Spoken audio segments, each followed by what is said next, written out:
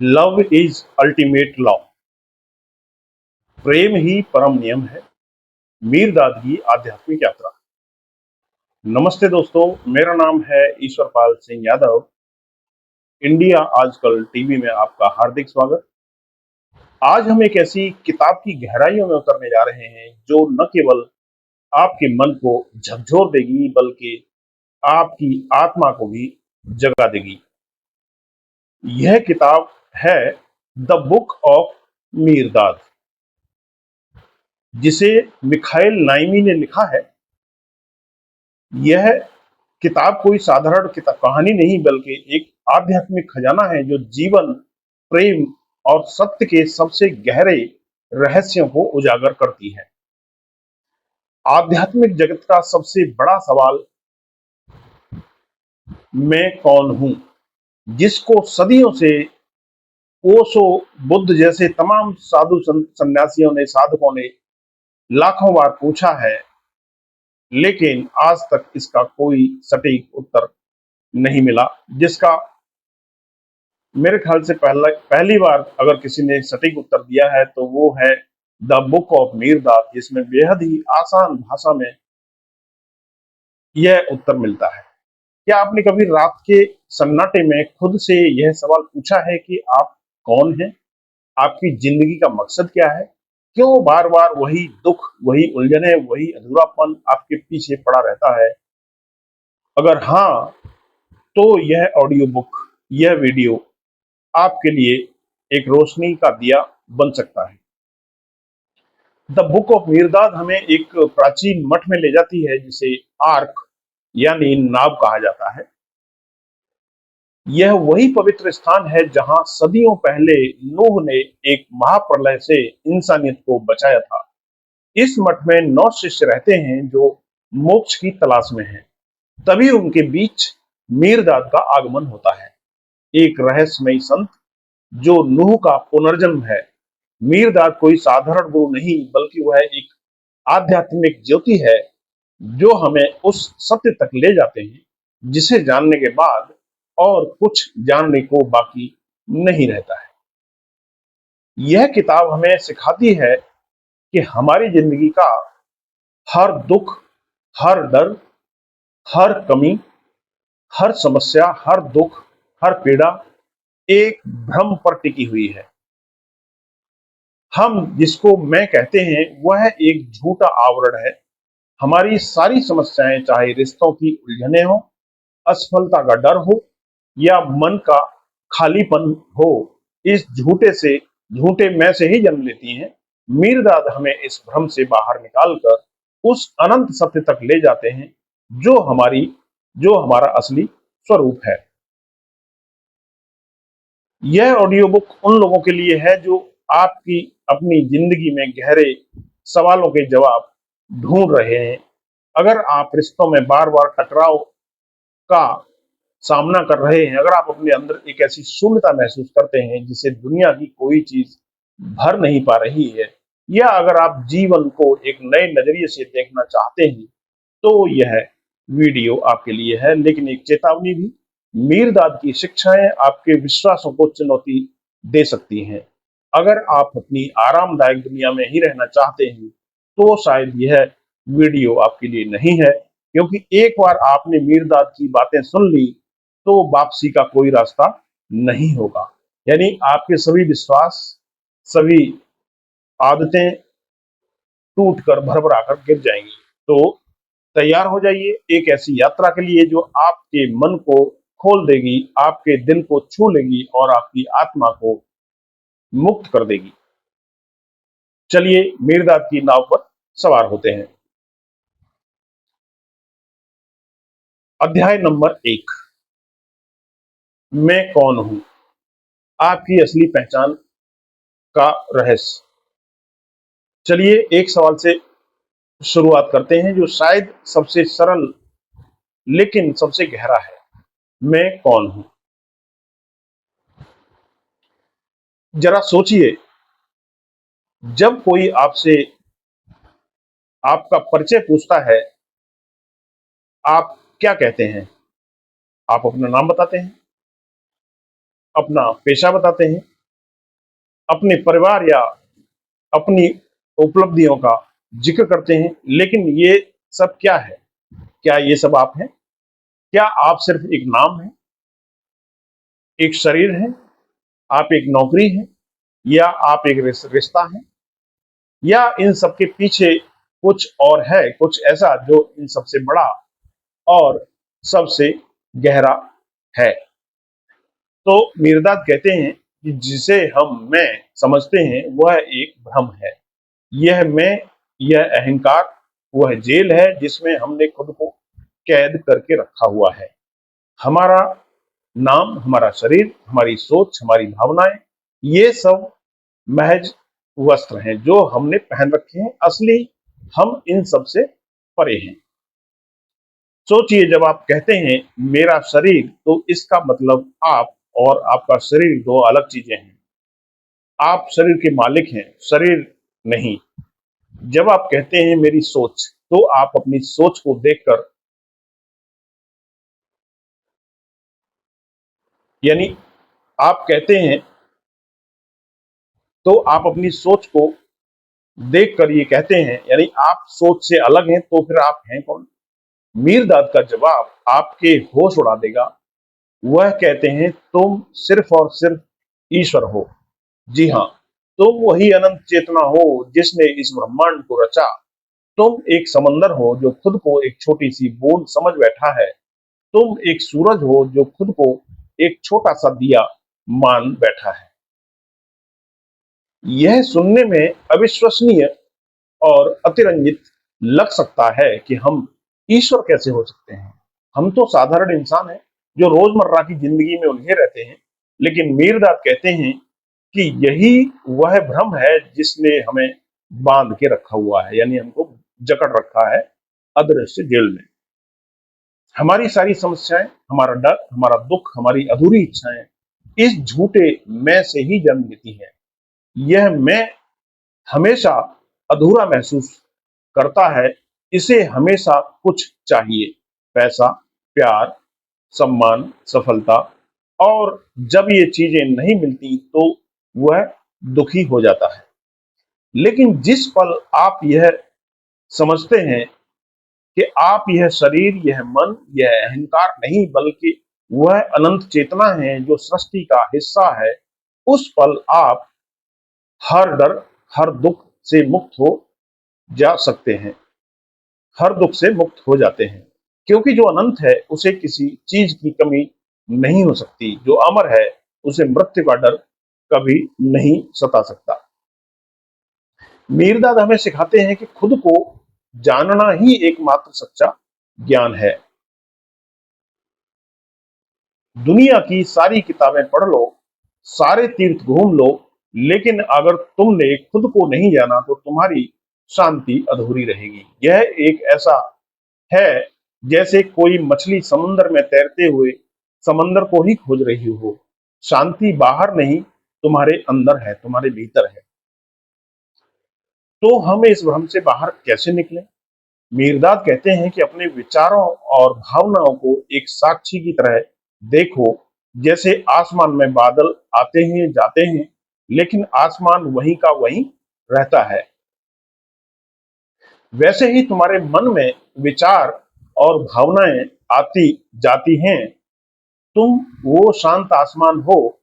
अगली बार जब कोई नकारात्मक विचार आए, जैसे मैं असफल हूं या मुझे कोई नहीं समझता, तो जरा ठहर जाओ, रुक जाओ, और अपने अंतर्मन से यह पूछो कि आखिर यह विचार किसे आ रहा है। तुम पाओगे कि तुम इस विचार को देख सकते हो, यानी तुम वह विचार नहीं हो।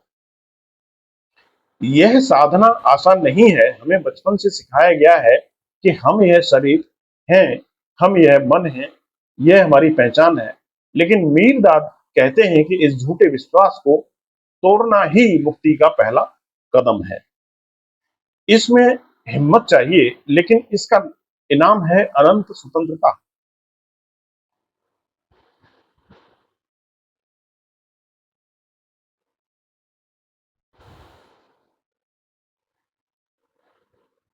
जिसको हम अगले अध्याय में जानेंगे। तो अध्याय नंबर 2, अच्छे और बुरे का भ्रम, यानी माया जाल से मुक्ति। अब हम एक बड़े भ्रम को समझते हैं जिसने हमें जकड़ रखा है, अच्छे और बुरे का खेल। हमारी पूरी जिंदगी इस तराजू पर तुलती है कि हम हर चीज को, हर इंसान को, हर घटना को अच्छा बुरा, सही गलत के खांचे में बांट देते हैं। यह व्यक्ति अच्छा है, वह बुरा, यह काम सही है और वह काम गलत, सफलता अच्छी, असफलता बुरी। हमारे सारे नियम, नैतिकता और रिश्ते इसी द्वैत पर टिके हुए हैं। हम अच्छा करने की कोशिश करते हैं और बुरे से बचने की, लेकिन क्या आपने कभी सोचा है कि यह अच्छा बुरा आखिर है क्या? इस विषय में मीरदाद कहते हैं, अच्छा और बुरा एक ही सिक्के के दो पहलू हैं। तुम एक को चुनकर दूसरे से बच नहीं सकते हो। जहां सुख है वहां दुख आएगा ही आएगा। जहां रोशनी है वहां छाया रहेगी। जहां जीवन है वहां मृत्यु भी अटल है। यह दोनों हमेशा साथ साथ चलते हैं। जितना तुम अच्छे को थामने की कोशिश करोगे, उतना ही बुरा तुम्हें परेशान करेगा।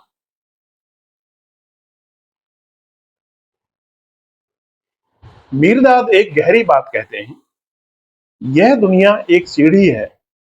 कुछ लोग इसके निचले पायदान पर हैं, कुछ बीच में और कुछ ऊपर। जो ऊपर है वह नीचे वाले को बुरा कहता है और जो नीचे है वह ऊपर वाले को अच्छा कहता है। लेकिन असल में कोई अच्छा बुरा नहीं है। सब बस उस एक रास्ते पर हैं जो परमात्मा तक जाता है, और सब अपने अपने पायदान पर हैं जहां से अलग अलग तौर से दुनिया उनको दिखाई देती है। सोचिए, एक चोर और एक संत, क्या ये दोनों अलग हैं? मीरदाद कहते हैं कि नहीं, दोनों एक ही यात्रा पर हैं। चोर अभी शुरुआत में है, संत मंजिल के करीब, लेकिन रास्ता एक ही है। बुराई बस अपरिपक्व अच्छाई है, नफरत प्रेम का ही विकृत रूप है, और अंधेरा रोशनी की कमी है। अंधेरे का अपना कोई वजूद नहीं होता है। रोशनी लेकर आओ और अंधेरा गायब हो जाता है। ठीक वैसे ही बुराई का कोई स्वतंत्र अस्तित्व नहीं है, यह बस प्रेम और समझ की कमी है। जब हम किसी को बुरा कहते हैं, हम कह रहे होते हैं कि उसमें समझ की कमी है, वह अज्ञान में जी रहा है। लेकिन अज्ञानी पर गुस्सा करना वैसा ही है जैसे किसी अंधे पर रास्ता न देख पाने के लिए गुस्सा करना। उसे सजा की नहीं, रोशनी की जरूरत है। उसे गुस्से की नहीं, आपकी करुणा की जरूरत है। मीरदाद हमें इस द्वैत से ऊपर उठने की सलाह देते हैं। चीजों को जैसी हैं वैसी देखो, बिना जजमेंट के। यानी आपको किसी अच्छे या बुरे का कोई जजमेंट नहीं करना है। जब कोई तुम्हारी तारीफ करे तुम शांत रहो, जब कोई तुम्हारी बुराई करे तब भी तुम शांत रहो, क्योंकि तारीफ और बुराई दोनों अधूरे सच हैं। तुम इन दोनों से परे हो। इसका मतलब यह नहीं कि तुम सही गलत का फर्क भूल जाओ, नहीं। इसका मतलब है कि तुम जो भी करो वह प्रेम और समझ से करो, न कि डर या लालच से। एक व्यक्ति जो चोरी नहीं करता है, एक व्यक्ति जो चोरी नहीं करता क्योंकि उसे सजा का डर है, वह अभी भी द्वैत में जी रहा है। लेकिन जो चोरी नहीं करता है, वह क्योंकि वह समझता है कि हर चीज उसकी उसी एक परमात्मा की है, वह द्वैत से मुक्त हो चुका है। उसकी नैतिकता डर पर नहीं, प्रेम और एकता की समझ पर टिकी हुई है।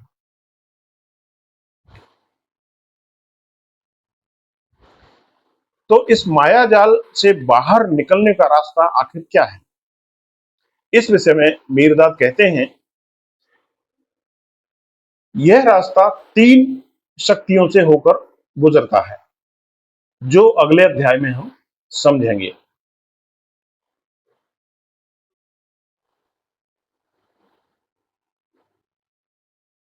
अध्याय नंबर 3, शब्द, समझ और प्रेम।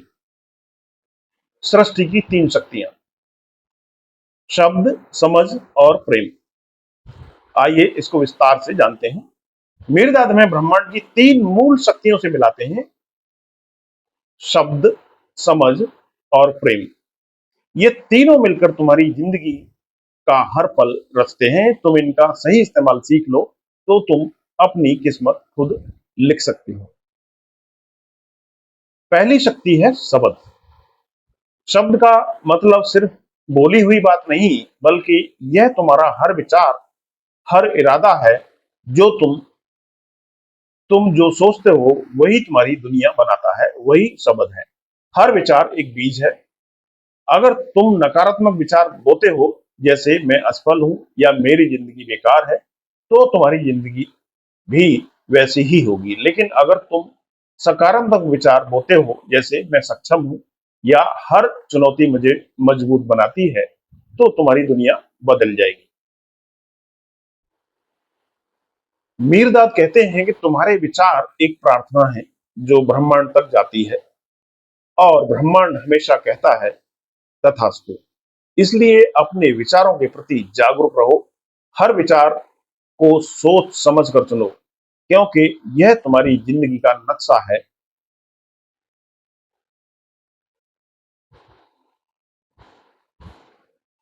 दूसरी शक्ति है समझ, अर्थात अंडरस्टैंडिंग। समझ वह मिट्टी है जिसमें तुम्हारा विचार उगता है। तुम दुनिया को कैसे देखते हो, यह तुम्हारी समझ तय करती है। एक ही घटना अलग अलग लोगों के लिए अलग अलग मायने रखती है। जैसे बारिश, एक किसान के लिए यह एक वरदान है, क्योंकि उसकी फसल को पानी मिलता है। लेकिन एक कुम्हार के लिए, जिसके बर्तन बाहर सूख रहे हैं, यह मुसीबत है। घटना एक, लेकिन नजरिया अलग अलग। अगर तुम्हारी समझ संकीर्ण है, भय और पूर्वाग्रहों से भरी है, तो अच्छा से अच्छा विचार भी बेकार हो जाएगा। लेकिन अगर तुम्हारा नजरिया खुला और विशाल है, एडेप्टिव है, लिबरल है, तो एक छोटा सा सकारात्मक विचार भी तुम्हारी जिंदगी में चमत्कार ला सकता है। तीसरी और सबसे बड़ी शक्ति जिसका जिक्र करते हैं मेरदाद, द बुक ऑफ मेरदाद में, वो है प्रेम, यानी लव। अगर शब्द बीज है और समझ मिट्टी, तो प्रेम वह पानी और सूरज की रोशनी है जो उस बीज को जीवन देता है। मीरदाद का प्रेम कोई साधारण प्रेम नहीं, बल्कि वह सार्वभौमिक शक्ति है जो ग्रहों को उनकी कक्षा में रखती है, जो बीज को पौधा बनाती है, जो हर जीव में धड़क रही है। बिना प्रेम के शब्द और समझ अधूरे हैं। जब तुम प्रेम से कोई काम करते हो, वह बोझ नहीं, कला बन जाता है। जब तुम प्रेम से किसी रिश्ते को सींचते हो, वह फलता फूलता है। मीरदाद कहते हैं, प्रेम ही वह ऊर्जा है जो विचार को हकीकत में बदलती है। इसीलिए कहा गया है, थॉट्स आर थिंग्स। इन तीनों शक्तियों को मिलाकर तुम अपनी दुनिया रच सकते हो। अपने विचारों को शुद्ध करो, अपनी समझ को विशाल बनाओ,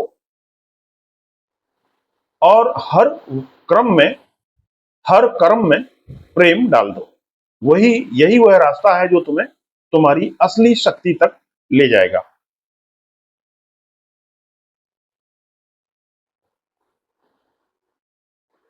अध्याय नंबर 4, प्रेम ही एकमात्र नियम। The love is ultimate law. प्रेम ही परम नियम है। मीरदाद कहते हैं, प्रेम ही एकमात्र नियम है। यह वह मास्टर की है जो जिंदगी के हर ताले को खोल सकती है। लेकिन यह प्रेम वह नहीं जो हम रोजमर्रा की जिंदगी में समझते हैं। यह तो वह निस्वार्थ प्रेम है, बिना शर्तों वाला प्रेम, जो सूरज की तरह सब पर बराबर बरसता है, चाहे वह दोस्त हो, दुश्मन हो, संत हो या चोर हो। आपको प्रेम में ही होना है। आप सोच रहे होंगे यह कैसे संभव है? मैं उससे प्रेम कैसे करूं जिसने मुझे धोखा दिया? मैं उस बीमारी से प्रेम कैसे करूं जिसने मुझे कष्ट दिया और मुझे कष्ट दे रही है? यह सवाल स्वाभाविक है, क्योंकि हमें यह सिखाया गया है कि प्रेम चुनिंदा लोगों के लिए होता है। लेकिन मीरदाद इस सोच को पलट देते हैं। आइए जानते हैं क्या कहते हैं मीरदाद। वह कहते हैं नफरत प्रेम का ही विकृत रूप है। जब तुम नफरत करते हो, तुम अपने अंदर की शांति को जहर दे रहे होते हो। नफरत तुम्हें जलाती है, तुम्हारी खुशी को राख कर देती है। लेकिन जब तुम प्रेम से देखते हो, तुम खुद को आजाद करते हो।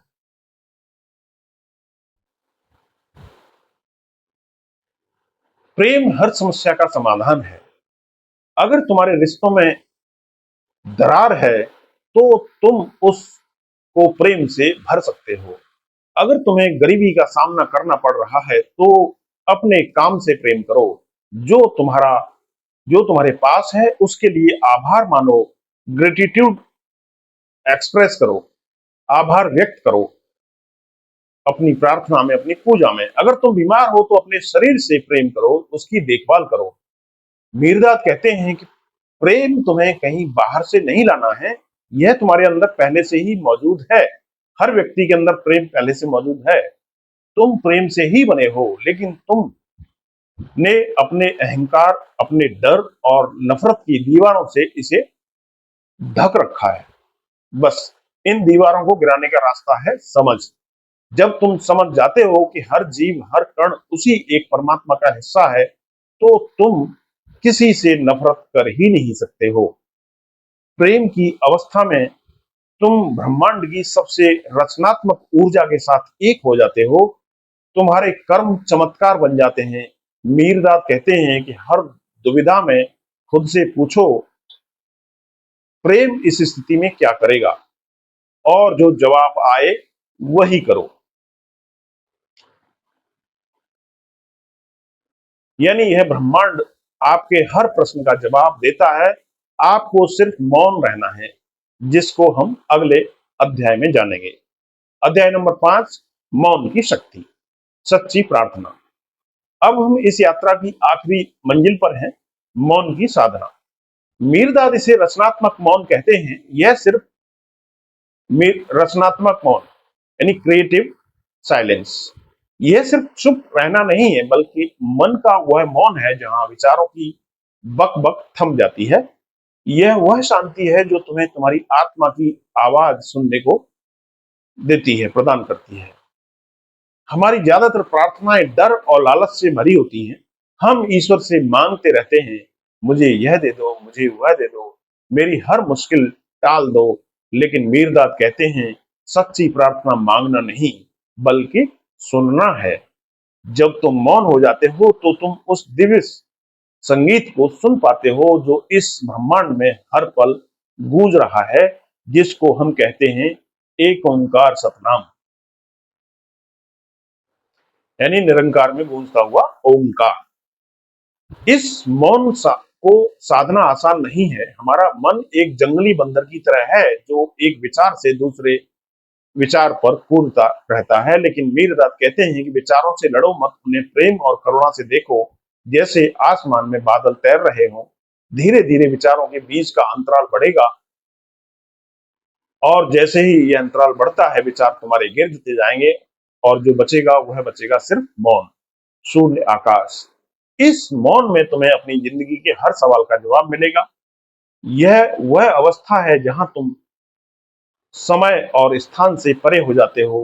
तुम भूत और भविष्य की चिंता छोड़कर सिर्फ वर्तमान में जीते हो, और वर्तमान का हर पल अनंत है।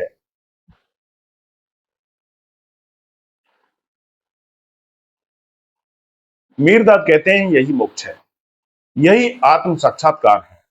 तुम्हें इसे मरने के बाद नहीं, बल्कि इसी पल में अनुभव करना है, जीते जी। और अब आखिर में बढ़ते हैं निष्कर्ष की ओर। मीरदाद की नाव पर सवार। हमको मीरदाद की जो नाव है, जो हम उन्होंने हमको सूत्र दिए हैं, उस पर हमको सवार होना है। तो दोस्तों, ये थी मीरदाद की नाव की यात्रा। हमने जाना हम यह शरीर, यह मन नहीं बल्कि अनंत चेतना है। हमने अच्छे बुरे के भ्रम को समझा, शब्द समझ प्रेम की शक्तियों को जाना, प्रेम को एकमात्र नियम माना और मौन में सच्ची प्रार्थना को पाया। यह ऑडियो बुक एक बीज है जो आपके मन में बो दिया गया है। इसी प्रेम और समझ से सींचिए और अपनी जिंदगी को एक विशाल वृक्ष या वट वृक्ष बनाइए। अगर आपको यह पसंद आया तो इसे लाइक करें, कमेंट करें और बताएं कि मीरदाद की कौन सी बात आपको सबसे ज्यादा अच्छी लगी। इंडिया आजकल को सब्सक्राइब करना ना भूलें, ताकि आप हमारी अगली कहानी न छोड़ें। हमारे काम को सपोर्ट करने के लिए आप चाहें तो हमारी यूपीआई आईडी है 9324519916 पर अपना योगदान भी दे सकते हैं। आपका छोटा सा सहयोग हमें और कहानियां लाने में मदद करेगा। तो धन्यवाद आप दोस्तों, आपने पूरा वीडियो देखा उसके लिए। खुश रहिए, खुशहाल रहिए, जहां भी रहिए मस्त रहिए, प्रेम फैलाते रहिए और खुद को जानते रहिए। अगली कहानी तक नमस्ते, जय हिंद, जय भारत। मेरा नाम ईश्वर पाल सिंह। धन्यवाद।